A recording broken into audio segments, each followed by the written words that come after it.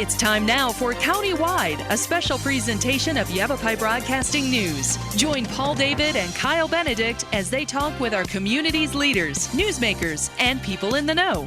You'll hear about the hot topics that affect all our lives in Yavapai County. And now here's today's Countywide. Welcome to Countywide. I'm Paul David. As always, it is great to have you in studio with us today. Janine Trevelyan is back in studio from Sedona Heritage Museum. Welcome back. Good morning. I was thinking the last time we had you here, we were talking about Michael Peach, and he was going to start doing performances, storytelling, Yes, at the museum, and that was several years ago. that's right. And now he's a regular. He is. Yeah, I noticed he's in the press releases you sent me this last week, and that Yes. would kind of spark me up to think, well, no, we haven't not had Janine in. I'm sure things have changed at the museum. Oh, all the time. And as I was telling you before the show, you know, we live here, we work here, we live here, and we're always leaving here to go do something, but there's a lot of things we can do right here. There is. Yeah. And a lot of people don't know about the Sedona Heritage Museum. We're just off the beaten path in Uptown, up Jordan Road. Because we're on historic property that's on the National Register of Historic Places, we're in an old home and an old fruit packing shed, old orchard environment. So we're kind of in a residential neighborhood, beautiful views, great park setting. But the fun thing is we're open 7 days a week, and so anybody can come almost any time and visit the museum and meet with some of our volunteers who will be happy to tell them some old Sedona stories. We were just doing that, actually. I was telling you about me being a teenager in Cottonwood and what wasn't here. We've talked about the flood of '93. Yep. I mean, we've been chatting about things we remember from years ago here in the Verde Valley. The museum, you said Jordan Road. Jordan Road, Uptown 735 Sedona. Jordan Road. Okay. It's on the farm of Walter and Ruth Jordan. They came in 1930. They were orchardists. They raised apples and peaches. Huge orchards in those days. Commercial orcharding kind of went out in the early 70s. But Mrs. Jordan was really foresightful when she said, I really want to preserve my Red Rock house and my Red Rock fruit packing shed. Very Wow. unusual structures. And I want them, she was a school teacher. She taught at Beaver Creek when she first got out of school. So she said, I want this to be a place where children will always be able to come learn about history and about Sedona pioneers. Oh, wow. So that was her vision, and in a partnership with the city, the Sedona Historical Society and city struck a partnership to do exactly that in her old property. How long ago was that? Gee, that would have been in the early 90s when the arrangement was made. She had a life estate, stayed there until she passed away, and then there was a little bit of renovation going on, and then we opened in 1998. So a couple years we'll be on our 20th anniversary. Wow. Yeah. And see the insight back then to think, you know what? Because I imagine the house and everything was probably built with the resources that were available. Absolutely. And it's a Right. fun house because it's built as a little one-room cabin, and you can really see how it was almost like a little homesteader cabin and, no money. And then over time, as they became more prosperous and expanded their business, the house got added on to. And each room, when you walk into a different section of the house, when they added on, you see the wood became a fancier wood. They went from raw materials to finished materials, and then you get to the Red Rock stage and hardwood floors and wow. fancy built-ins. And, so it really, fancy built-ins. We're talking knotty pine from Flagstaff and a local carpenter who hand cut everything with a hand jigsaw to match her pots to make the little scallops. You You gotta be kidding So me. it's all really interesting materials and interesting. And the great thing about, we were talking about historic preservation too, great thing about this property is only one family ever lived there. They built it. They did it right the first time. They felt no urge to come in and repaint, re-wallpaper, or remodel. So it is very original. So we Wow. feel very special about that. It's truly a step back in time then. It is. It's Yeah. a time capsule. Oh, wow. Okay. So the part you said, okay, so obviously, right, they have no money, which always, to just pack up what you do have, Yeah. I think of Ma and Pa Kettle, that old movie series. And just, you've got the chair and the pickup and a couple other things. Not even that, a wagon with some horses. And just, I'm going to go live over there and just start life over there. And start from scratch. Right, with nothing. And no Home Depot down the street, No. none of that kind of thing. No, all by hand. That's it. Just your hands and your back. What part of the house is the original piece of the house when we come to the museum? Well, inside the house is a single room, which was the original one-room cabin where the mom and dad and their 3 children lived for Gosh, I think they were in there about 7 or 8 years. They lived in a one-room cabin. Okay. It had a little pump, for water, and a wood-burning stove over here in the corner. That was built in 1931, right after they got married. And they had a stove. And they did have a wood-burning stove. They put a wood-burning stove in. In 1937, the mother-in-law came to stay, so they really were doing well, and they built on 2 bedrooms and an indoor bathroom. Wow. One was for Mom, and the other bedroom was for the 5 family members. About how big are the rooms, the bedrooms? One of the bedrooms that had the 5 family members is pretty good size. We could use it as a bedroom today. Okay. No closets, though. Well, yeah. No I closets. Guess you got what you got on your back, pretty That's much. right. Huh? But then, after World War II in 1946 and 1947, the whole world was kind of taking a different view of the future. Men were back in town and were looking for jobs. You could buy material. It wasn't all going to the war effort. So then Walter and Ruth added on the whole front of the house, which was a living room and a modern kitchen and another couple of bedrooms and another indoor bathroom. And they put rock on the whole house. They put a metal roof. They put in a radiator system, so they had actual heat in the house. It was a very modern house. It was the big house on the hill. And right about that same time, they built this like 4,000 square foot fruit packing shed out of red rock with a big concrete floor, put in an apple sorting machine, an actual automated machine. And in there, because the floor was so big and it was nice and smooth concrete, the kids in the community immediately thought of it as the roller skating place. And so in between harvest, it was the roller skating place for all the kids in town. Oh my gosh. So And there probably wasn't much around it out there. Not much. What do kids do? What a You great made it up story. yourself. You go into the creek. That is a great story. So, I mean, right there, I mean, there's one thing right there that, I mean, how many people have not visited the museum? Yeah. And it's just seen not this that hard to historical place? find. Yeah. And we're open all the time. We've got things for kids to do. We've got picnic tables. So it's a great place for pets. We're dog friendly out there in the park area. Not easy to find. No. So it's easy to come up and just, when you're up there, you really are in a different world. It's a quiet little neighborhood. Wow. So what are some of the new treasures that you've gotten for the museum? Because I imagine you're getting them all the time. We do. We're very fortunate in a way that there are still some descendants of some of the pioneer families around the country, and you never know when you open the mail or get a phone message that it isn't somebody who's related to somebody, and they've got some family photos or they've got a small artifact and they want to make sure that it's preserved. They feel very personal about their family history being preserved, and we're the place to do that. So we're fortunate when a family shows up with a shoebox full of photos. And what's great these days with technology, we can scan them, hand the original photos back to the families, but the information is there, and we have those resources for the next family member who doesn't have anything, who shows up and says, I'm related to so-and-so family and I know nothing, can you help me? That's important. I think an important point to make, too, is that you don't have to keep the original photos. You will scan them. We can. And then you get the photos back. That's right. Because there was a day that wasn't possible. You'd have to turn those over, and those would be on display. Yeah, or you'd have to send them away, and there's a risk to that. Right. But we're pushing 50,000 photos now in our collection. Okay. Dating back to how far? Oh gosh, to the 1880s in this area. Okay. Yeah, easily. And then we've got a little over 3,000 artifacts that are cataloged. And we do, again, technology. We have an automated small museum catalog system, so people can come in and sit in front of the computer and say, do you have any accordions? Or what do you have that belong to the Hart family? And you can type in their name and you can see all the photos and you can see all the artifacts that are related to that family. Wow. And you never have to go into the collections room, though we do have a nice collections room.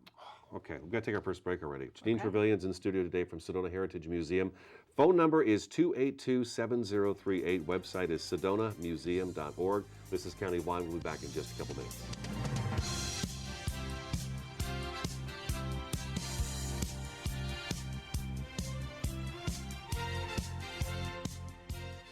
Take a look under your bed. Find stuff under there? What about jobs? No? Now try your closet. Still no jobs? Just more stuff? Well, you really have both. See, stuff is defined as household articles considered as a group. Sometimes this stuff is no longer needed. Wait, no longer needed? That can't be right. Because remember those jobs you were looking for? Those are really needed. And they're the stuff inside your stuff. Our job is to unlock those jobs. and it starts when you donate your stuff to your local Goodwill. Here's how we do it. When you donate to Goodwill, we sell your stuff to provide job training for people right here in your community. So just by teaming up with Goodwill, you help create jobs. And isn't that worth parting with the leftover keytar from your 80s cover band? Goodwill. Donate stuff, create jobs.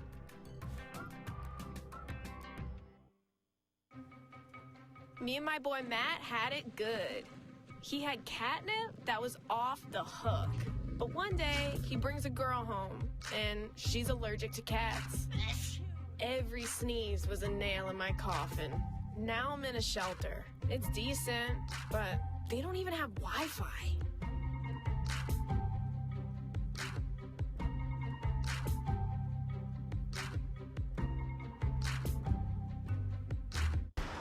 Look at you. You're at the top of your game. You're unstoppable. Nothing can throw you off track. Wait, is that your car? Uh-oh. Yeah, I saw that coming. That will throw you off track. You're looking at around 10 grand in fines, legal fees, and increased insurance rates. Let's try this again. Smart move. Because buzz driving is drunk driving.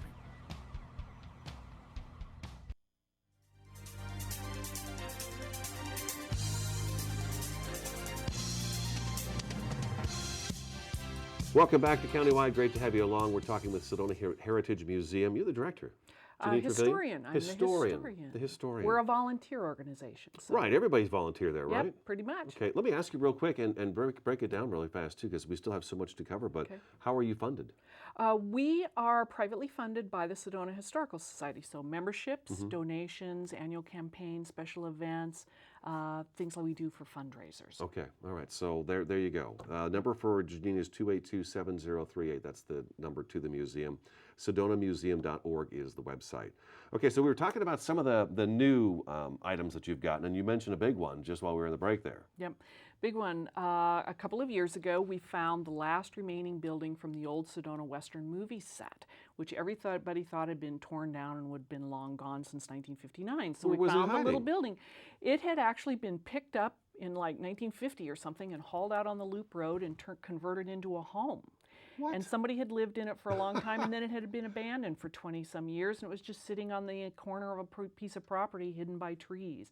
And somebody who moved to town said, "Oh, Janine, you like history. I think you'd like to know about this." So we went out, we got all excited, we talked to the property owner. He said, "You know, that really should be preserved. I would be happy to donate it to the Historical Society." Oh my gosh. So we raised money, we put it up on wheels again, and we hauled it back to the museum. So now you can come and visit the original little train station building that used to be on the Sedona movie set. It was first brought there in 1945 by John Wayne personally for his movie Angel and the Bad Man. It's now been restored, and we're working on the permanent exhibits inside, and the permanent exhibits will be up by this fall. We've got temporary exhibits up now. How crazy is that? It's a wonderful little That resource. is absolutely a nutty story right there. There's such a following of movies made in Sedona, the old Western movies, and so we're thrilled to have this place where we're going to really be able to tell movie history now. I think Henry Fonda and John Wayne were great. Fonda was there twice. Jimmy Stewart was in Sedona twice. Jimmy Stewart, right. John Wayne was in Sedona twice to make movies.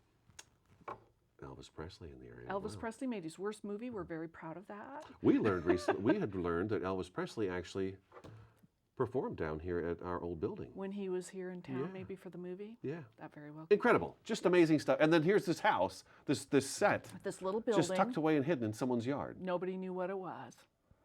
And then I took one look at it. How did you know what it was? Well, I took one look at it, and I had seen pictures of it from what the movie street used to be, because those pictures are in our archives. And I took one look at it, and I went, I know what that building is.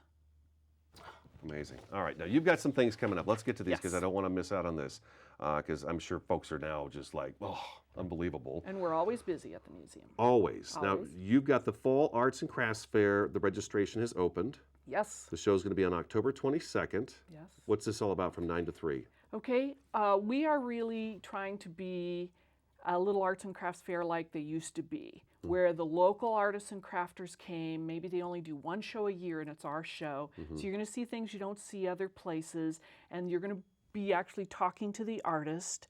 They're going to tell you about where they got their inspiration, where they found their strange and unusual materials and came up with either jewelry or clothing or toys, handmade greeting cards, all the way from ceramics to wood to paintings to glass.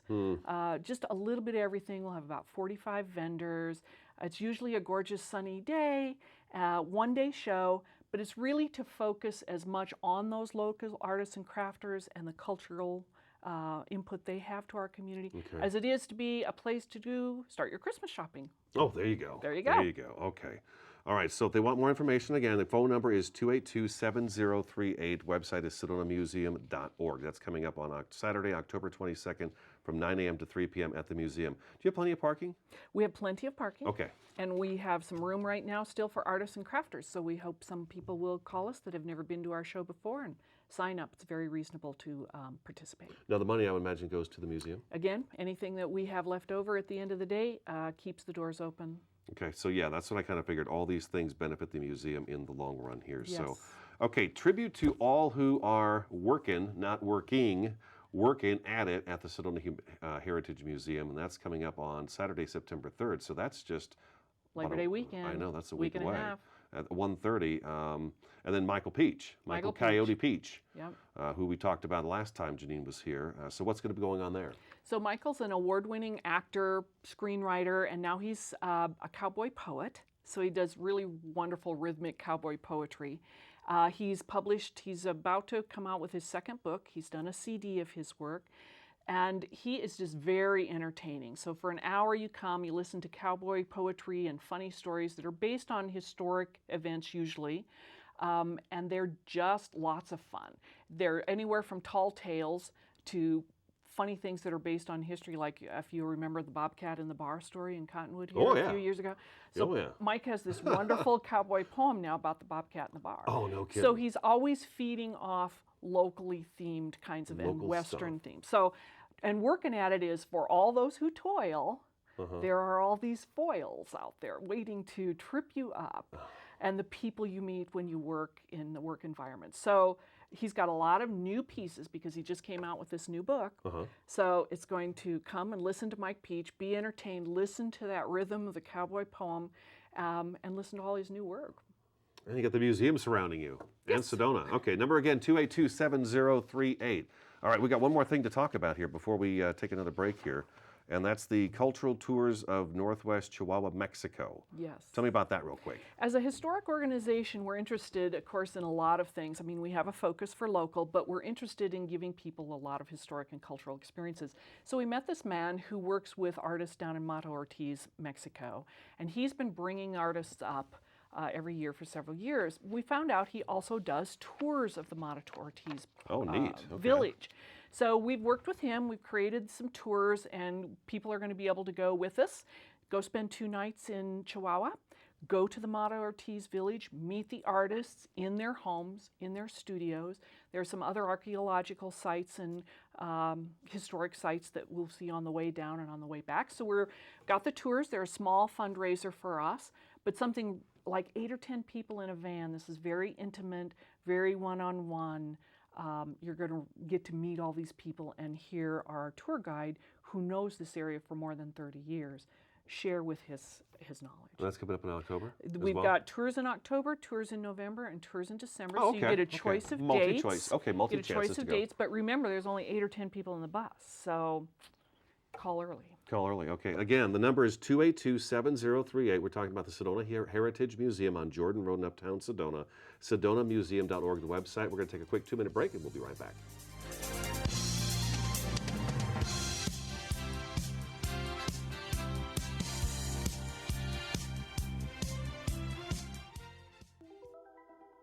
Todd's a great guy. I mean, look at him. What a sweetheart. Attaboy. Wait, Todd, what are you doing? How totally selfish and un-Todd-like of you. Come on, Todd. Come on, man. Take a look under your bed. Find stuff under there? What about jobs? No? Now try your closet. Still no jobs? Just more stuff? Well, you really have both. See, stuff is defined as household articles considered as a group. Sometimes this stuff is no longer needed. Wait, no longer needed? That can't be right. Because remember those jobs you were looking for? Those are really needed. And they're the stuff inside your stuff. Our job is to unlock those jobs. And it starts when you donate your stuff to your local Goodwill. Here's how we do it. When you donate to Goodwill, we sell your stuff to provide job training for people right here in your community. So just by teaming up with Goodwill, you help create jobs. And isn't that worth parting with the leftover keytar from your 80s cover band? Goodwill. Donate stuff, create jobs. Morning, Gary. We are GetSchooled.com. You want a college education, don't you? You know you do. That's why we're here. We're free and here to guide you through every step of the way, starting with attendance. Gary, financial aid forms.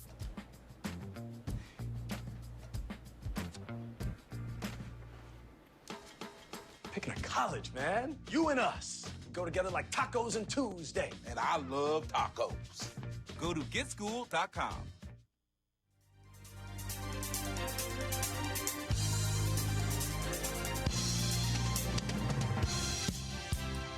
Welcome back to Countywide. We've got about a minute and a half, 2 minutes left. Okay, Janine, Sedona Museum is open Monday through Sunday. What are the hours? We're open 11 a.m. to 3 p.m. We're a volunteer organization, so think middle of the day and come visit us. Okay, all righty. And every day, Monday through Sunday? Every day. 11 to 3, okay. Volunteers, you're all volunteers. We are in a volunteer organizations, but we have openings for docents if you'd like to meet and greet people and show them around the museum, and then we have all kinds of behind the scenes working on special projects or activities or exhibits or events. So lots of opportunities, and we really become a family up there. Our volunteers are always saying how much they really love their volunteering up there. How many folks do you have working right there? We have about 60 volunteers that are real core volunteers. That's nice. It is. 60 folks, huh? Wow. And we party together every once in a while. Yeah. Oh, yeah. I mean, you just found the your train, new best friends. the depot. Yeah, you just found your new best friends, and there's always something new around the corner to work on, like the depot project. Right. So let's put out a plea to anybody who's we kind of mentioned it at the beginning there, where you can scan the photos, but anybody who's got an old home in Sedona should really take a look around and see what they have. And if you think it's junk, maybe it's not. Maybe it's not. Give us a call. You would be surprised. Postcards, even photos of your family out in the Sedona somewhere 30, 40 years ago, or family movies. We don't have family movies, so we're really looking for people who are taking the movies in the 1950s, 60s, and 70s, because when you pan the kids, who knows what might be in the background of that photo, too. And as we were talking before the show, just how much things have changed. I mean, I remember when I was a kid, Sedona had 2 traffic lights. It was the Y in Sedona, and it was Coffee Pot Road. The rest of the time, when you gave people directions, you had to say, okay, you're going to have to look for this. You know, the landmarks. This landmark or this particular street, but you're going to have to take your time to find it because, you know, things have grown up so much and have changed so much. You know, I don't really think about that too much, but then I do when you come in and we start talking about this, and I go, you know, I used to stand in front of what was the mortuary to get on the bus to ride to Cottonwood to go to Mingus High School. And we get researchers and authors and family members all the time. I had a lady come in last summer and said, my grandfather used to have a barbershop here. Do you think you have a picture of the barbershop? I had never heard of it, never seen it. I started looking at our pictures. There was a barber pole.